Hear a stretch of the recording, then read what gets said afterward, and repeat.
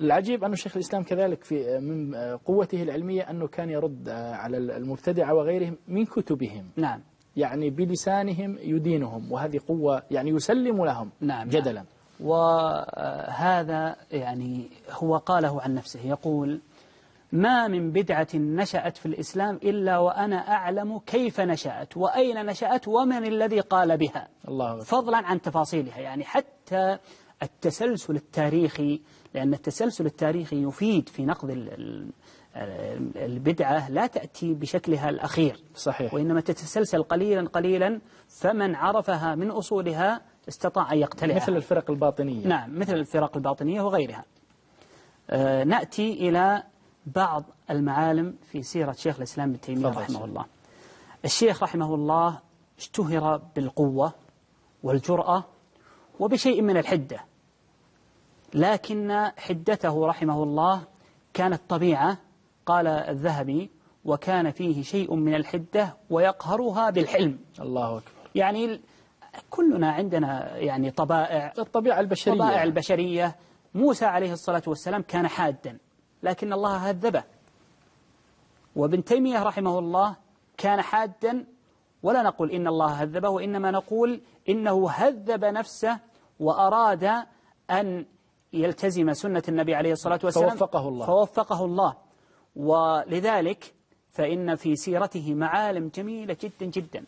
يقول ابن القيم رحمه الله: جئت يوما أبشره بموت رجل من أكبر أعدائه وأشدهم عداوة، يقول: أبشرك فلان مات، لأنه كان يؤذيه. فنهرني وتنكر لي واسترجع، قال: إنا لله وإنا إليه راجعون. ثم قام من فوره إلى بيت أهله فعزاهم وقال: إني لكم مكانه ولا يكون لكم أمر تحتاجون فيه إلى مساعدة إلا وساعدتكم فيه. قال: فسروا به ودعوا له وعظموا منه تلك الحال. الله أكبر. هذا كلام شاهد عيان، اللي هو شيخ الإسلام الثاني ابن القيم رحمه الله. وذكر ابن عبد الهادي، وكما ذكرت قبل قليل أن سيرة ابن عبد الهادي لابن تيمية شيء عظيم.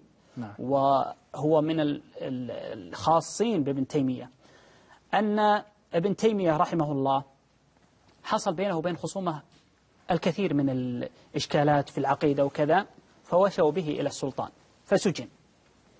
هذا السلطان توفي، وولي بعده سلطان آخر اسمه السلطان الناصر قلاوون. بينه وبين السلطان الأول شيء من عدم الموافقة والتفاهم، فأراد أن ينكل بالعلماء الذين كانوا في صف السلطان الأول، وأتى بابن تيمية وقربه إليه وقال: هؤلاء أفتوا بقتلك وأنا الآن أريد أن أقتلهم. طبعا يعني فرصة أن ينتقم ابن تيمية من أعدائه، سواء بالقتل أو بالسجن أو بأي طريقة. قال: ففهمت مقصوده. سبحان الله، شوف النور. ففهمت مقصود هذا السلطان، وأن عنده حنقا شديدا عليهم لما خلعوه وبايعوا الملك الذي كان قبله.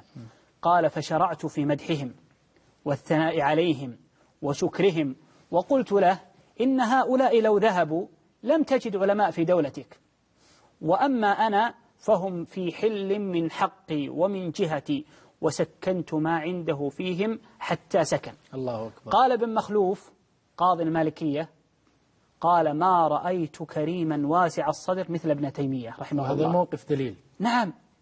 قال: شكوناه وحرضنا عليه فلما قدر علينا صفح عنا بل وحاج عنا. الله رحمه الله. هو طيب، وأيضا العلماء الآخرين في موقفهم الأخير يشكرون عليه ويذكرون بخير.